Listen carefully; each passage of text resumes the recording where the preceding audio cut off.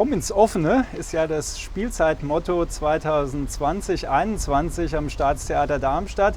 Das haben wir uns als Anlass genommen, hier rauszugehen auf den Büchnerplatz und zurückzuschauen auf die vergangene Spielzeit, die unter dem Motto Abschied von den Helden stand. Und mein Kollege Johannes Breckner und ich wollen mal erkunden, wie wir es fanden. Ja, neben mir steht Stefan Benz. Stefan, es war eine seltsame Spielzeit, die wir erlebt haben. Mitte März haben die Theater plötzlich dicht gemacht. Wie war das für dich? Ja, es war wie im Fußballstadion, als hätte der Schiedsrichter in der 63. Minute abgepfiffen. Du liegst eigentlich 3:1 vorne, das Spiel läuft gut und dann gibt es noch diese kuriose Pointe, dass in der Nachspielzeit quasi wieder angepfiffen wird. Das ist natürlich besser als nichts, aber also im April hatte ich schon so eine mittelschwere Kulturdepression. Überall nur noch Absagen, Verschiebungen, Kurzarbeit, Hartz IV, also da ist unsere Arbeit ja eigentlich von anderen Sachen geprägt. Das hätte ich mir natürlich auch anders gewünscht. Ja, aber sprechen wir nicht über das Verpasste, sondern über das, was wir erlebt haben. Du warst sogar mal in der Oper. Ja, also ich habe Turandot gesehen, sehr düster, wahnhaft, tolle Chöre, hat mir gefallen. Du warst ja generell mit der Opernspielzeit eigentlich ziemlich zufrieden, habe ich gelesen. Ja, es gab wirklich eine gute Musiktheatersaison, bis Corona kam. Es gab eine sehr intelligent inszenierte Lucia di Lammermoor mit einer tollen Sängerin in der Titelrolle, Bianca Tognocchi. Es gab Chick mit dem wunderbaren Lausbubenduo David Bichelmeier und Georg Festel und der sehr guten Musik von Ludger Vollmer. Damit konnte man zufrieden sein. Okay. Frau Luna wollte ich mir eigentlich noch angucken, habe ich nicht geschafft. Was habe ich verpasst? Ja, es war kein verlorener Abend. Paul Linke hat seine Operettenmusik sehr, sehr fein komponiert. Und die Inszenierung war ganz unterhaltsam, aber ich habe vor allem in Erinnerung noch die Kostüme von diesen Mondmännchen, die waren allerliebst, das hat Spaß gemacht, aber ein großer Eindruck war es nicht. Wie war denn eigentlich Catch Me If You Can? Ja, also eine nette 60er-Jahre-Sause, aber irgendwie nostalgisch angestaubt und an den Filmen von Spielberg jetzt, also vom Tempo, von der Dramatik, vom Druck her natürlich jetzt auch nicht rangekommen. Da hatten wir schon ganz andere, stärkere Musicals als diese Übernahme aus Nürnberg. Der Fidelio, wenn ich mich recht erinnere, war ja auch eine Übernahme. Ja und nein. Die Inszenierung von Paul-Georg Dittrich gab es in Bremen schon mal, aber sie wurde für Darmstadt stark überarbeitet und je näher die Premiere rückte und je länger die Proben dauerten, desto größer wurde die Überarbeitung. Hinterher wurde sogar neue Musik hinzukomponiert, weil das Team mit dem ursprünglichen Beethoven-Schluss nicht mehr zufrieden war. Für mich war das eine der stärksten Abende der Saison. Hinterher hat sich bei mir ein Opernsänger beschwert, ein Opernsänger im Ruhestand. Der hat gesagt, Mensch, Florestan singt, welch ein Dunkel hier, dabei liegt er im Hellen und hat noch eine Lampe in der Hand. Wie dumm kann das denn sein? Aber genau darum geht es ja, dass das Dunkel mitten in unserer vermeintlich hellen Welt wohnt. Das kam sehr faszinierend rüber.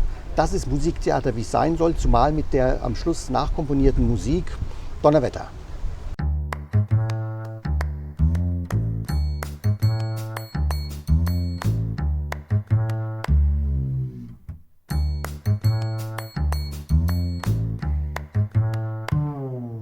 Im Schauspiel war die Saison ja sehr forsch angelaufen. Erst dieser wütende, aggressive Othello von Gustav Rüb, die grelle Übersetzung von Feridun Saimoglu und dann dieses abgründige Spiel von Thorsten Löb als Iago, das hat den Rassismus ja richtig abstoßend freigelegt. Also hat nicht jedem gefallen, mir schon.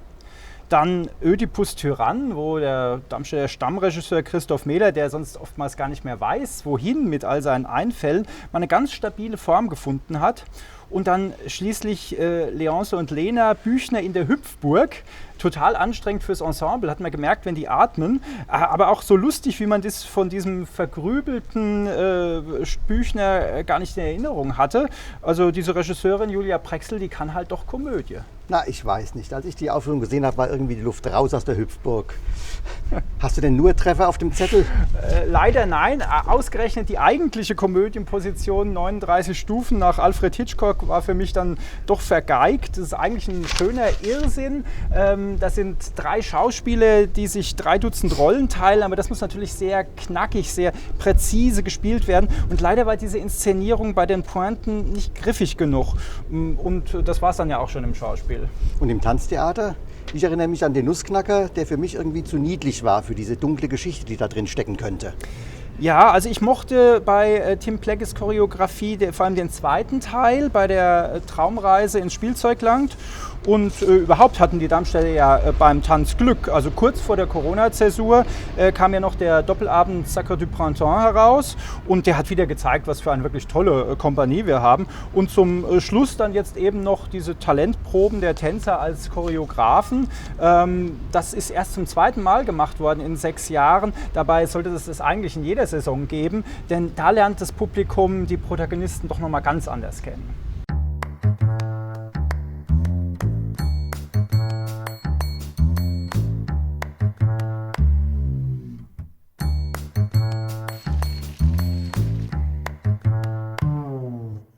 Ja, und dann kam die theaterlose Zeit. Ich finde, die digitalen Ersatzformate haben doch nur gezeigt, was wir am Live-Erlebnis wirklich haben.